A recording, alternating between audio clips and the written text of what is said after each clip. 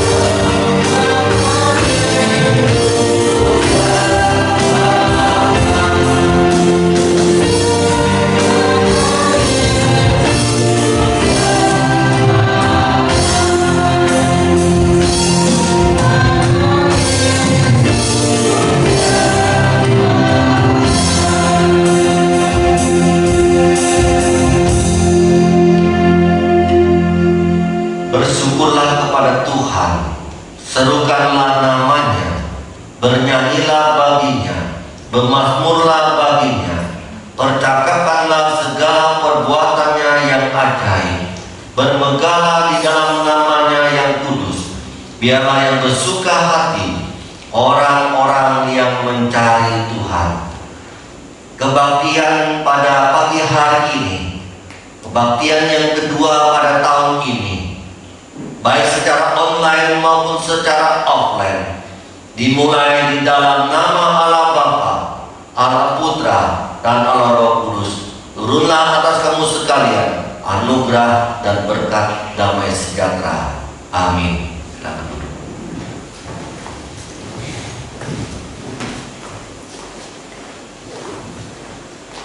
Seperti Bapa sayang kepada anak-anaknya, demikian Tuhan sayang kepada orang-orang yang takut akan Dia. Hari ini kita mempunyai kesempatan lagi untuk mengakui setiap dosa-dosa kita di hadapan-Nya. Melangkah di tahun 2021 yang tidak menentu, pasti ada kecemasan dan ketakutan tersendiri. Biarlah sikap takut kita hanya kita berikan kepada Allah Bapa kita saja. Sikap takut kepada Allah yang Maha Tahu segala tingkah laku dan perbuatan kita, dan sikap takut kita hanya kepada Allah kita yang Maha Kuasa dan besar dan mulia itu. Hari ini pun Dia yang di surga melihat kita. Katakan dan akuilah segala dosa-dosa kita kepadanya. Berdoalah secara pribadi. Musik akan mengiringi dengan sebuah lagu.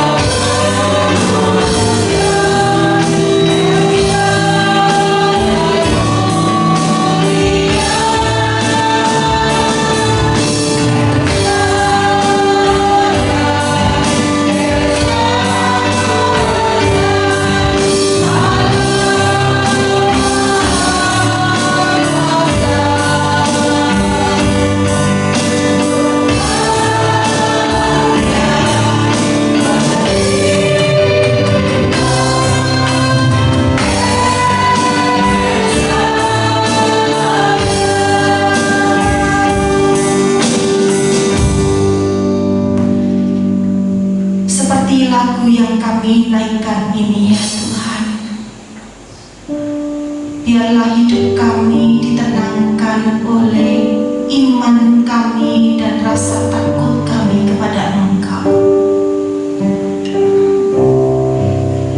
Karena Engkau pun sudah berkata di dalam firman-Mu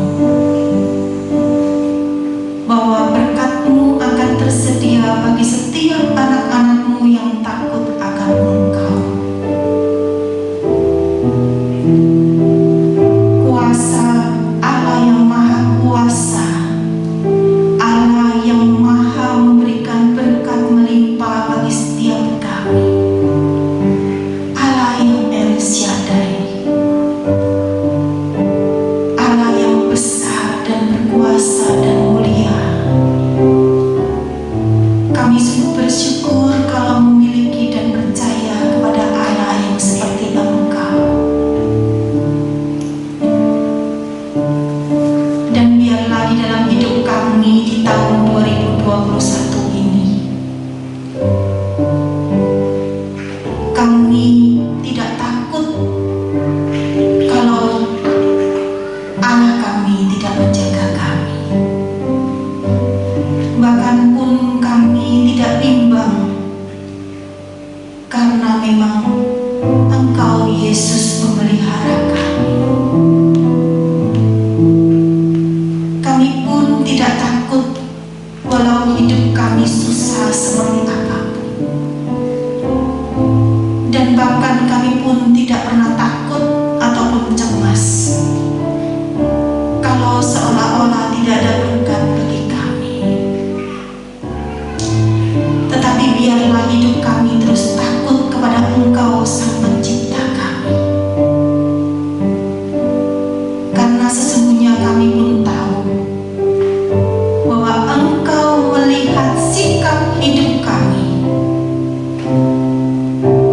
Tak kala kami tidak jujur, tak kala kami tidak benar, tak kala kami menyusahkan orang lain, tak kala kami tidak mengampuni orang lain, tak kala kami menghakimi orang lain, Engkau pun melihat dari surga sana. Sesungguhnya Tuhan, kami ini datang hari ini menyadari bahwa hidup kami terlalu tidak takut kepada Engkau, bahwa hidup kami kadang lebih takut kepada manusia daripada kepada Engkau, Tuhan yang Maha Tahu. Kami mau di tahun 2021 ini banyak berkat bagi kami. Untuk itu Tuhan, kami menghampiri Engkau, memohon ampun atas segala dosa dan kesalahan kami, sehingga ke depannya kami boleh hidup takut hanya kepada Engkau saja, bukan takut kepada yang tidak enak di dalam tubuh kami. Ampunilah segala dosa dan kesalahan kami Tuhan. Sucikan dan kuduskan hati, pikiran, tingkah laku, perkataan kami, sehingga kami boleh layak untuk menghampiri Engkau yang Maha Kudus itu. Terima kasih ya Tuhan. Inilah doa pengampunan dosa kami yang hanya kami naikkan di dalam nama Tuhan Yesus Kristus.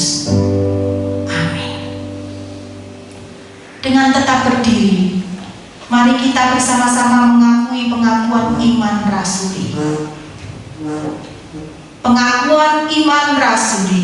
Aku percaya kepada Allah, Bapa yang Maha Kuasa, Khalik langit dan bumi, dan kepada Yesus Kristus anaknya yang tunggal Tuhan kita, yang dikandung daripada Roh Kudus, lahir dari anak darah Maria, yang menderita sengsara di bawah pemerintahan Pontius Pilatus, disalibkan, mati dan dikuburkan, turun ke dalam kerajaan maut.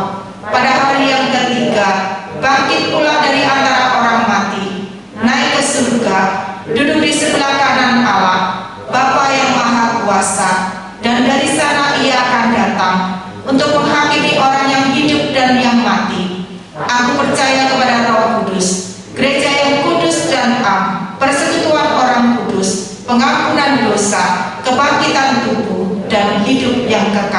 Amin. Silakan duduk.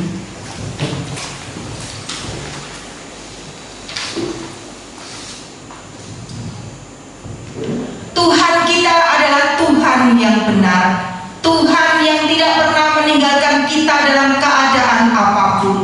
Janjinya tidak pernah berubah, dahulu, sekarang, sampai selama-lamanya. Tuhan yang benar.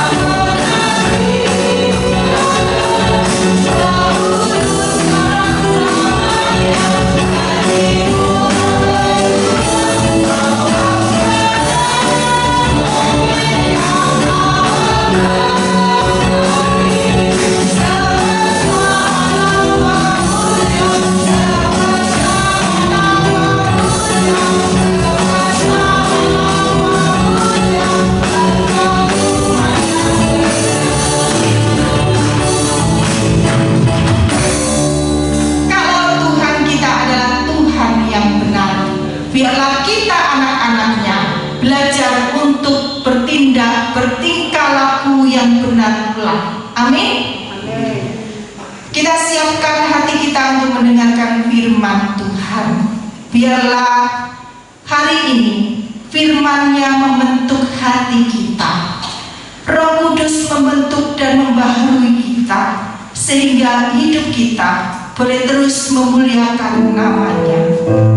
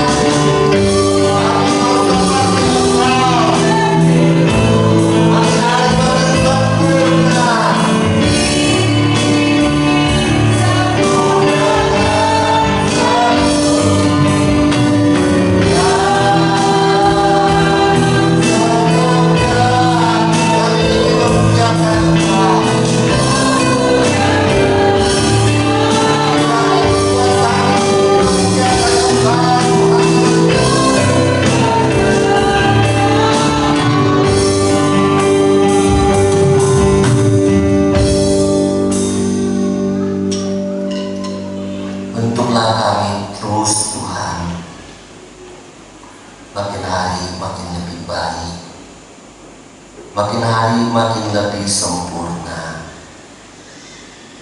Walaupun kami tidak mungkin seperti Kristus, tetapi kami bisa makin hari progresif lebih serupa dengan Tuhan. Bapa, Engkau Allah yang baik. Engkau menolong kami dan memimpin kami hari ini. Minggu kedua di dalam tahun 2021 kami beribadah. Kami bersyukur ya Tuhan, biar ibadah yang kedua ini terus membangun kami, menguatkan kami, memotivasi kami di dalam Engkau. Serahkan waktu ini, kami serahkan hamba-Mu, jauhkan daripada yang jahat. Dalam nama Yesus kami berdoa. Amin. Terang dimatikan. Shalom teman-teman yang dikasih oleh Tuhan. Sekali lagi kita bersyukur hari ini ibadah kita yang kedua pada tahun ini. Biarlah kita terus beribadah kepada Tuhan. Kalau minggu lalu kita sudah merenungkan hati yang baru, roh yang baru di dalam tahun 2021. Sekarang kita akan melihat apa yang baru lagi, yang harus ada, yang diperbaharui lagi di dalam kehidupan kita di tahun 2021. Kita akan membahas dan melihat yang baru, yaitu iman, pengharapan, dan kasih. Iman, pengharapan, kasih, IPK yang baru, yang harus kita perbaharui dari tahun ke tahun, dari hari ke hari. Kita akan membaca Kolose pasal 1 ayat 4 sampai 5.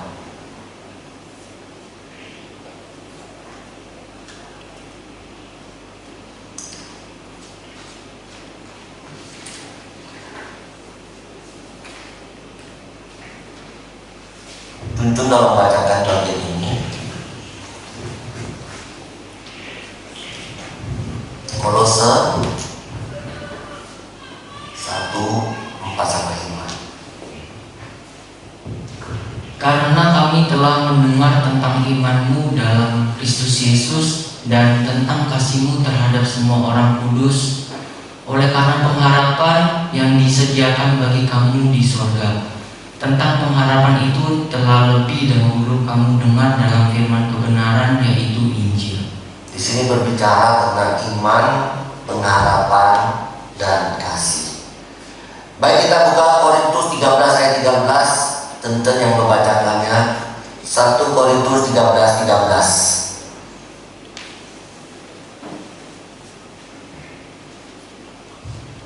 Demikianlah ketiga hal itu, yaitu iman, pengharapan, dan kasih, dan yang paling besar diantaranya ialah kasih. Saudara, kalau kita melihat lagi di Efesus, kita lihat lagi di 1 Tesalonika, kalau kita melihat bahwa di dalam bagian itu berbicara tentang iman, pengharapan, dan kasih. Inilah para pakar teologi yang menyebutkan tripologi, tentang 3 teologi yang begitu kuat di dalam pengajaran Rasul Paulus, yang selalu ditekankan di dalam bagian ini, di dalam tulisan-tulisan Rasul Paulus yang ada 12 tulisan itu, ada 8. Saudara yang dikasih oleh Tuhan, sekarang ketika kita melihat bahwa Rasul Paulus begitu banyak berbicara tentang iman, pengharapan, dan kasih, timbullah suatu pertanyaan. Mengapa Rasul Paulus begitu menekankan akan hal ini? Ada apa? Kenapa begitu pentingnya iman, pengharapan, dan kasih itu? Apa sebabnya? Apa dasarnya Rasul Paulus menekankan akan teologinya seperti ini di dalam tulisan-tulisannya? Saudara, ada orang yang mengatakan demikian. bahwa IPK, iman, pengharapan, dan kasih itu merupakan konsep yang menggambarkan keseluruhan hidup manusia kepada Allah dan sesama. Sekali lagi saudara, IPK merupakan konsep yang menggambarkan keseluruhan hidup manusia di hadapan Allah dan di hadapan manusia. Dibilang begini, kalau kita hidup itu harus benar di hadapan Allah. Apa yang diinginkan Allah dan lalu kita kerjakan kepada manusia. Saudara, saya katakan ini adalah pernyataan yang benar, bahwa IPK itu sangat-sangat penting karena menggambarkan seluruh kehidupan manusia kepada Allah dan aplikasinya kepada manusia. Bayangkan iman, pengharapan, dan kasih. Ada yang mengatakan begini, kalau kita ingin melihat pertumbuhan seseorang, kita ingin melihat hidupnya seseorang di hadapan Tuhan dan di hadapan manusia, lihat 3 hal ini: imannya, pengharapannya bagaimana, kasihnya bagaimana. Tentu di dalam bagian 3 hal ini IPK itu saling berhubungan satu yang lain, tidak bisa ditinggalkan. Maksudnya harus sama-sama maju, bertumbuh, dewasa, kuat. Kalau tidak akan pincang di dalam kehidupan kita. Iman yang pertama kita harus diperbarui di dalam tahun 2021 ini. Iman tentang kepercayaan kita kepada Tuhan perlu ditingkatkan lagi.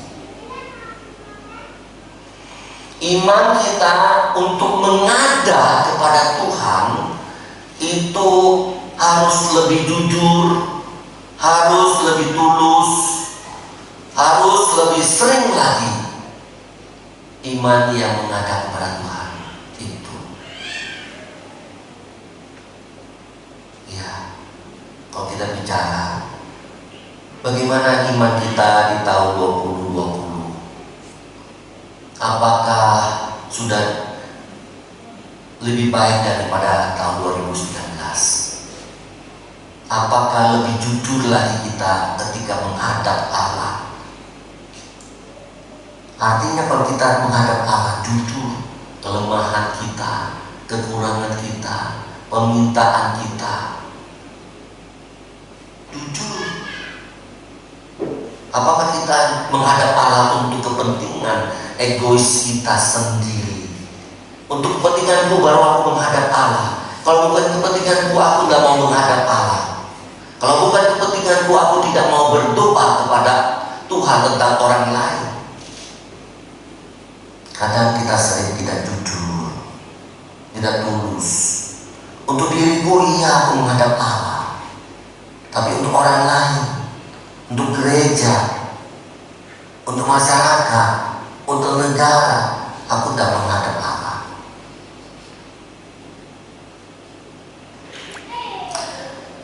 Saudara yang dikasih oleh Tuhan, kita lihat Rasul Petrus,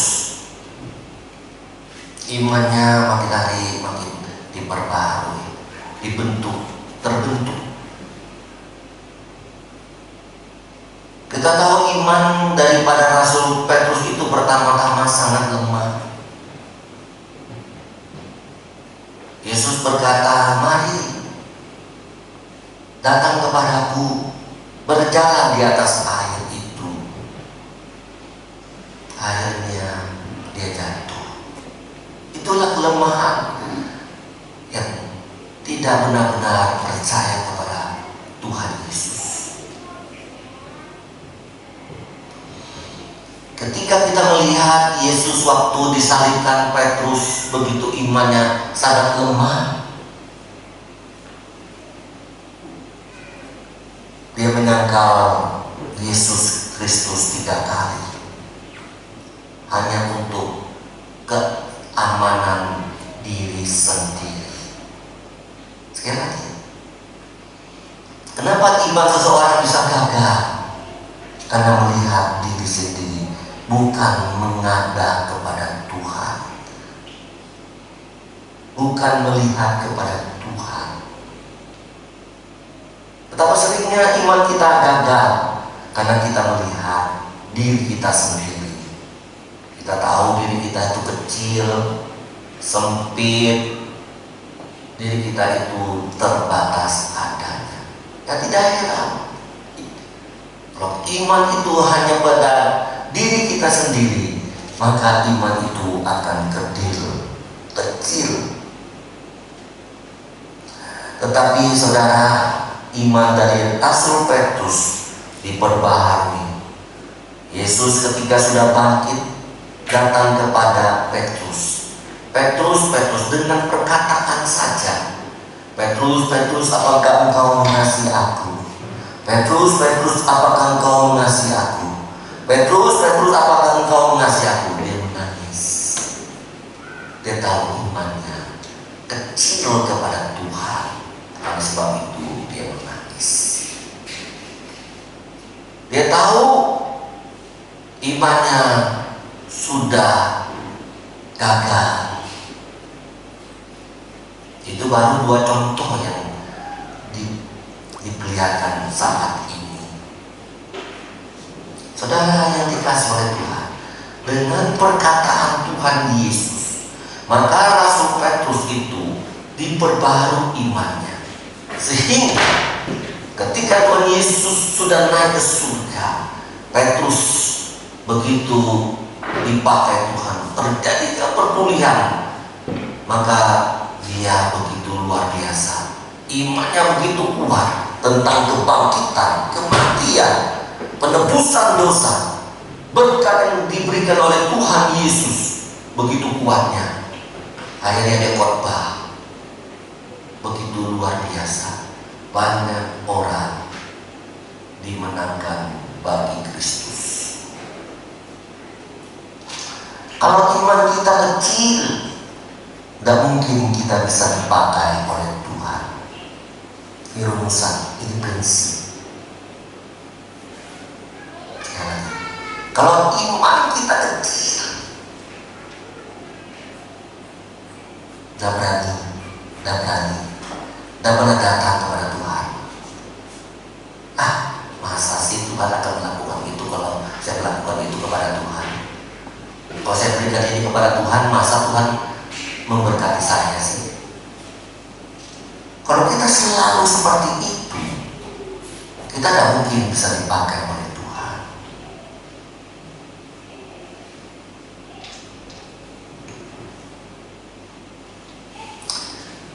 Dan jemaat yang dikasih oleh Tuhan yang online dan offline, kita tahu bahwa lewat kalimat, lewat perkataan Tuhan Yesus, orang lain Petrus itu dipulihkan, imannya diperbaharui. Apa artinya? Hanya melalui firman Tuhanlah yang dapat memperbarui iman kita. Ini penting. Ini konsep dasar. Musa juga berpikir, kenapa hanya Petrus, apakah kau mengasihi aku? Petrus, apakah kau mengasihi aku? Petrus, apakah engkau mengasihi aku? Hanya 3 kalimat saja, seperti itu diulang-ulang, baru mengubah iman daripada Rasul Petrus. Saya rindu firman Tuhan yang ada di dalam bagian ini, di dalam buku ini, Alkitab kita. Tuhan terus berbicara dalam hal yang sama, supaya kita menangis di hadapan Allah, supaya iman kita diperbaharui di hadapan Allah, hanya melalui firman.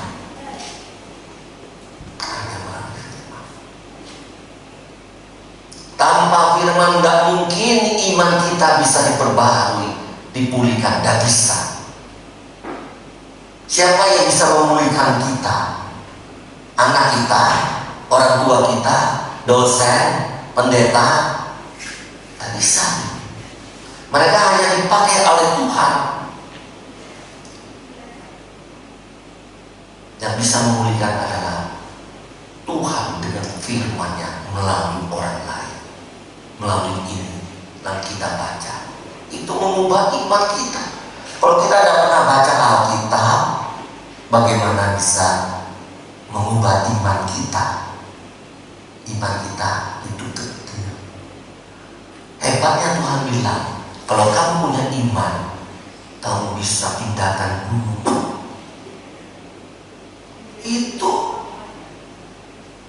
Ini firman Tuhan. Kamu punya iman, kamu yang kecil saja, biji sesawi saja, kamu bisa mengubah gunung, memindahkan gunung itu. Saudara, kita tahu firman itu berkuasa, dia dapat mengubah iman kita. Kalau kita sudah tidak baca firman Tuhan, tidak ibadah lagi, bagaimana kita bisa kuat iman kita diperbarui? Ya terus saja seperti itu. Apalagi bergaul dengan dunia, dihancurkan oleh konsep dunia, iman kita luluh dan hancur. Oh ya benar katanya itu, ya sudah habis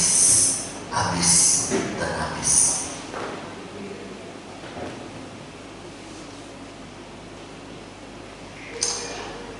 Saudara yang dikasih oleh Tuhan, perkataan Tuhan kepada Yosua, firman-Nya Tuhan kepada Yosua yang begitu takut dan gentarnya, memimpin bangsa Israel masuk ke tanah perjanjian.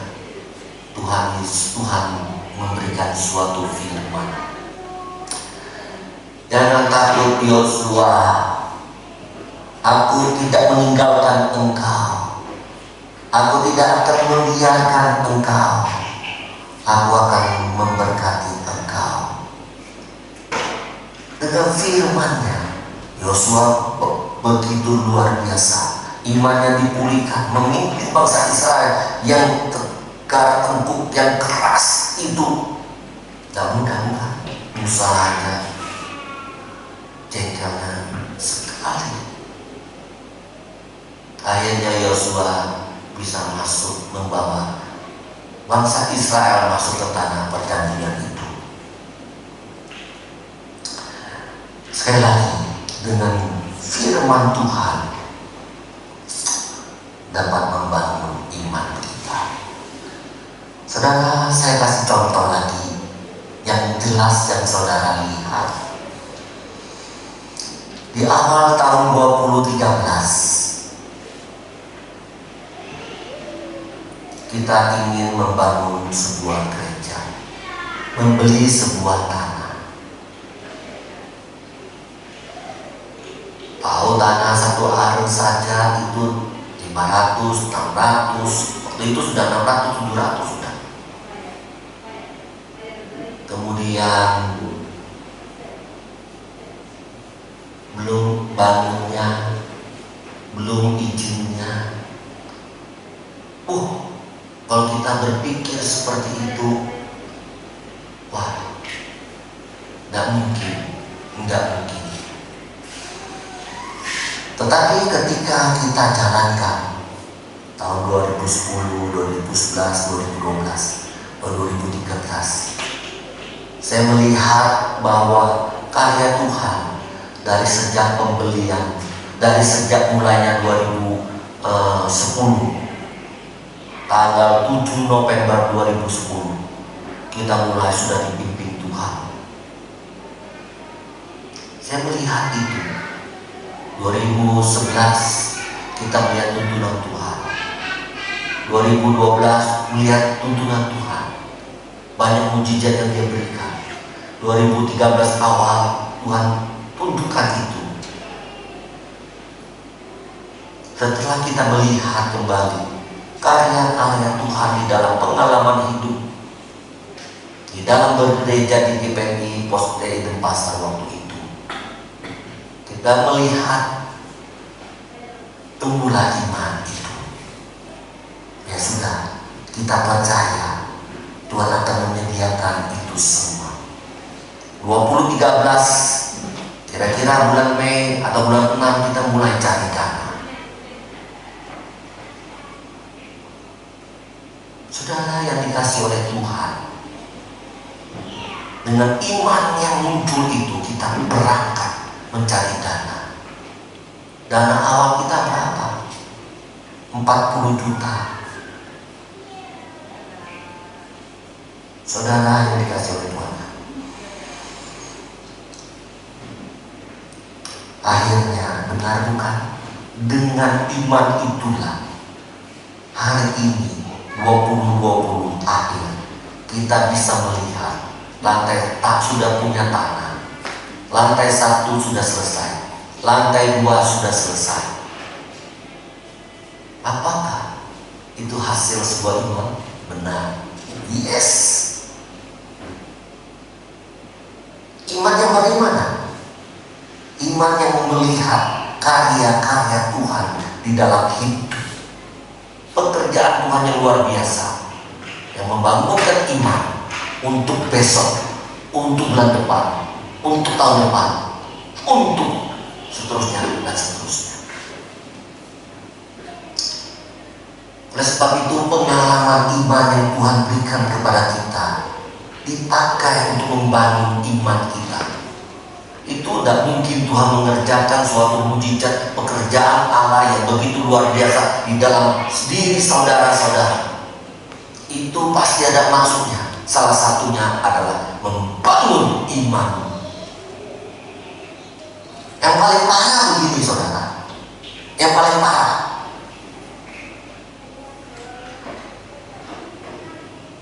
ketika membangun sebuah rumah tahun 2010 misalnya, sudah bangun, ada masalah besar, kemudian ada penyakit lagi di dalam keluarga itu yang begitu serius. Tapi 2011 Tuhan memberikan mujizat, orang itu sembuh, bangun rumah itu sudah selesai. 2011, tiba-tiba 2021 ini ada satu saja masalah yang kecil. Masalah yang kecil, lalu meninggalkan Tuhan, lalu marah sama Tuhan, lalu berontak sama Tuhan. Itu paling parah imannya. Itu paling parah. Artinya Tuhan marah dengan orang-orang demikian. Untuk apa aku memberikan mujizat 2010 itu loh, yang begitu hebatnya, yang begitu luar biasanya 2011 terjadi. 2021 masalahnya kecil aja, sudah marah-marah, meninggalkan Tuhan, sudah berontak sama Tuhan. Imanmu di mana? Tuh.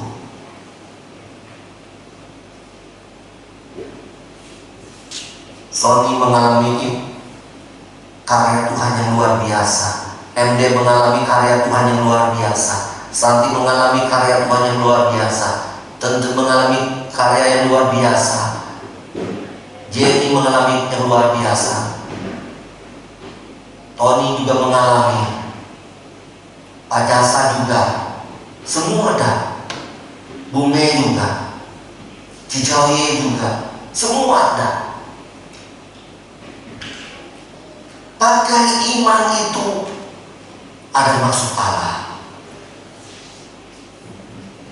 Iman yang sudah tahu 20, dari sejak dulu sampai 20, itu iman yang menjadi modal supaya kita beriman terus pada Tuhan. Iman itu meningkat, bukan dong. Itu yang penting. Saudara yang dikasih oleh Tuhan, ini penting sekali. Pengharapan tentu berkaitan dengan akan masa yang akan datang. Pengharapan di dalam Kolose pasal 1 ayat 5 tadi itu. Kolose pasal berapa tadi? Rasul Paulus dalam Kolose pasal berapa tadi kita baca tadi? Pasal 1 ayat 5 berbicara tentang pengharapan yang disediakan bagi kamu di surga. Artinya apa? Kamu berharapan, punya pengharapan yang berorientasikan kepada surga. Loh, kok jauh sekali? Saudara yang dikasih oleh Tuhan, kalau kita berbicara lagi tentang ajaran daripada Rasul Paulus yang mengandung ordo supranatural, yaitu pengharapan yang berorientasikan supranatural yang di surga. Kenapa dikatakan ordo? Ordo itu dikatakan supranatural karena surga itu belum pernah kita lihat, belum pernah kita ke sana, dan terlihat jauh. Itu supranatural. Jemaat yang dikasih oleh Tuhan, Rasul Paulus mengajarkan kepada jemaat di Kolose dan kepada kita. Kita terus menerus pengharapan kita itu pada titik ordo supranatural itu yang ada di surga. Supranatural yang tidak pernah ada tangisan, yang ada penuh dengan sukacita bersama dengan Tuhan dan sebagainya dan sebagainya, yang mengalami damai sejahtera. Kita akan berpengharapan di sana, kita akan bersukaria di sana, kita masuk surga. Tentu yang percaya kepada Tuhan Yesus masuk surga, yang percaya kepada Tuhan Yesus akan masuk surga, hidup kekal di sana dan boleh damai selama-lamanya. Kita punya pengharapan di titik itu, saudara. Kadang-kadang kita berpikir, kalau Rasul Paulus mengajarkan kita pengharapannya di surga, kok bukan pada saat ini? Oh, gini saudara, alur berpikirnya yang logisnya begini, saudara. Pengharapan kita, ya saudara, jika pengharapan kita di surga yang belum kita lihat, yang belum kita ke sana, yang terasa jauh itu, kalau pengharapan kita kepada Tuhan yang akan memberikan kita kepada Tuhan, memberikan kita kepada kita untuk sana, dan kita punya pengharapan makin kuat ke sana, saudara, pengharapan kita hari ini, besok, bulan depan, tahun depan itu hal yang kecil. Itu logika berpikir daripada Rasul Paulus. Mengerti? Kenapa kecil? Karena di besok itu kita lihat, Selasa kan bulan depan itu hal yang kita hadapi.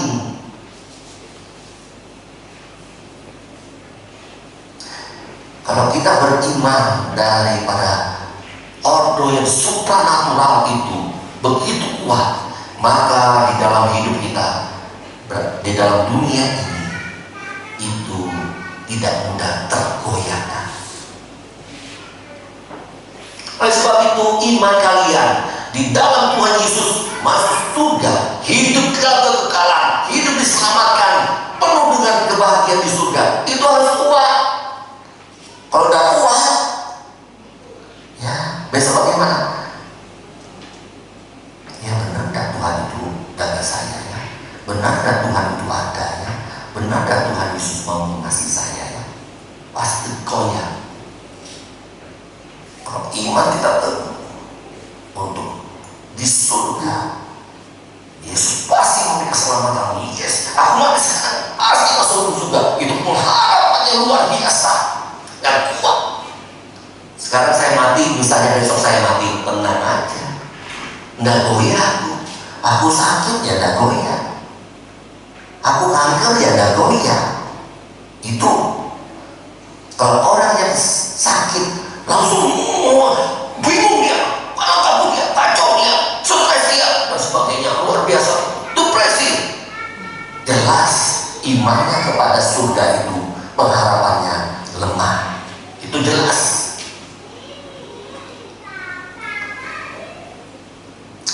Saudara yang dikasih oleh Tuhan, di dalam persekutuan pemuda kemarin, nih ya kan, saya kasih contoh saja. Dalam Lukas 5:1-11, Petrus dan rekan-rekannya sudah tangkap ikan sepanjang malam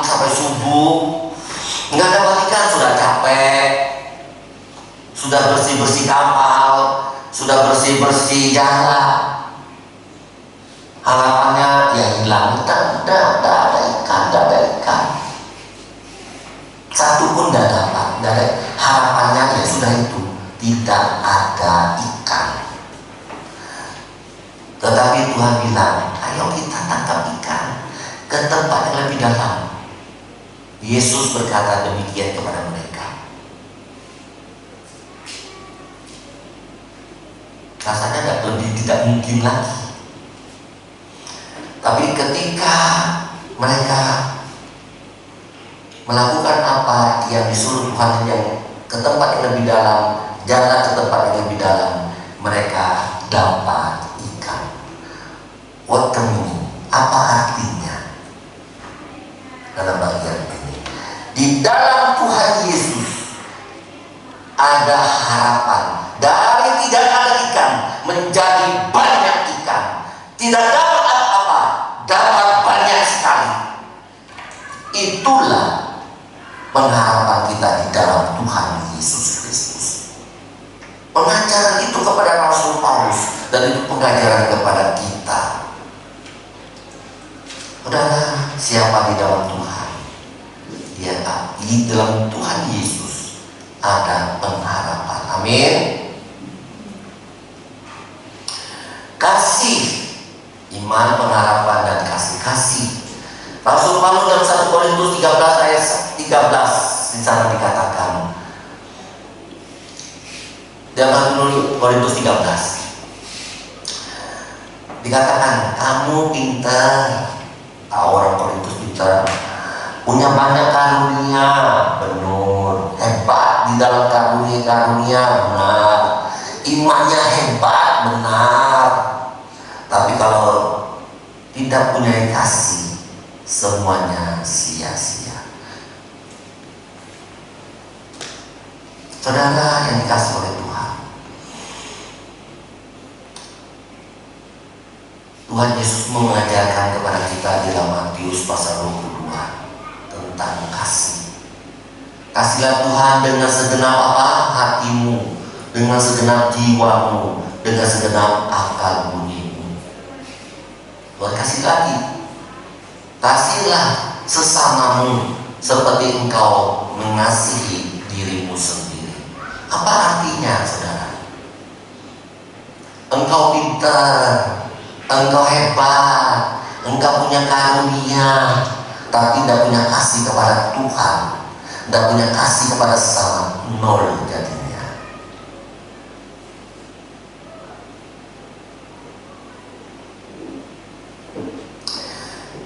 Iman dan pengharapan berbicara secara personal,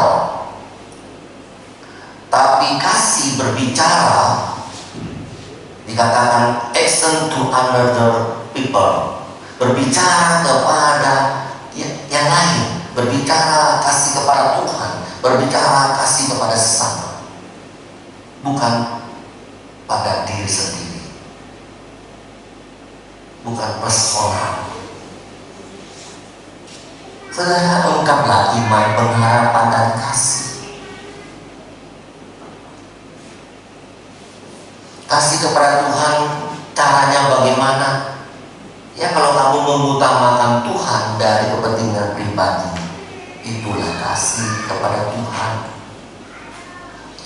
Kasih kepada sesama, yaitu cara menolong mereka, mengampuni mereka, berkorban bagi mereka, untuk memberikan sukacita kepada mereka, melakukan sesuatu supaya mereka mendapat berkat lewat karya kita, tenaga kita, hidup kita. Itu namanya kasih. Ketika kita melakukan orang lain dapat berkat, disitulah kasih. Tentu ada pengorbanan, ada, pasti ada. Biar Tuhan menolong kita, memberkati kita. Iman, pengharapan, dan kasih tahun ini bertumbuh-tumbuh, bukan semakin jatuh. Amin. Amin. Dengan MD maju ke depan.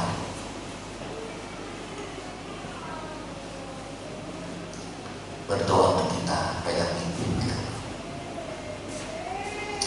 Berdoa untuk firman Tuhan yang sudah kita dengar, meneguhkan kita dengan doa apa yang sudah kita dengarkan. Mari kita bersama doa. Tuhan, Bapa kami yang ada di dalam surga, Engkau Bapa yang sungguh baik dalam sepanjang hidup kami ya Tuhan. Kami bersyukur kami boleh mendengarkan firman-Mu. Hari ini kami diingatkan agar iman, pengharapan dan kasih kami kepada-Mu ya Tuhan boleh semakin bertumbuh-tumbuh ya Bapa, semakin kuat di dalam-Mu ya Tuhan. Biarlah segala apa yang telah kami lalui sepanjang hidup ini, yang telah Engkau tunjukkan kepada kami ya Tuhan, betapa besarnya karya-Mu, betapa mulianya karya-Mu, itu semakin menumbuhkan iman kami ya Tuhan.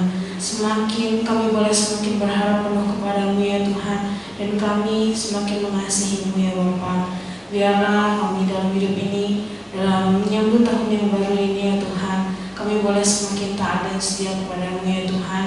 Kami boleh semakin rajin merenungkan firman-Mu, melaksanakan firman-Mu ya Tuhan, rajin berdoa kepada-Mu, rajin bersekutu kepada-Mu ya Tuhan. Biarlah semua yang kami dengar hari ini, semua yang kami tekadkan dalam hati kami hari ini tidak berlalu sia-sia, tidak hanya di mulut kami saja ya Tuhan, tidak hanya perasaan sesaat saja. Biarlah kami boleh semakin hari semakin taat kepada-Mu. Terima kasih ya Tuhan, kami serahkan semuanya ke dalam tangan-Mu. Dalam nama Tuhan Yesus kami sudah berdoa dan mengucap syukur. Amin. Amin. Tuhan memberkati kita.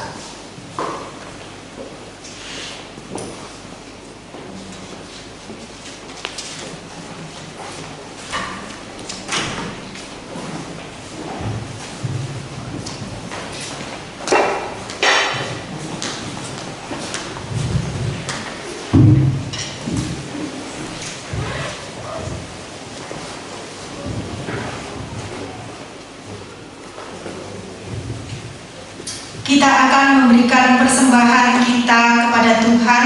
Kita berikan yang terbaik buat kemuliaan dan pekerjaan Tuhan. Bagi jemaat yang online dapat memberikan persembahannya melalui rekening gereja yang tertera di layar LCD. Dia Raja. Raja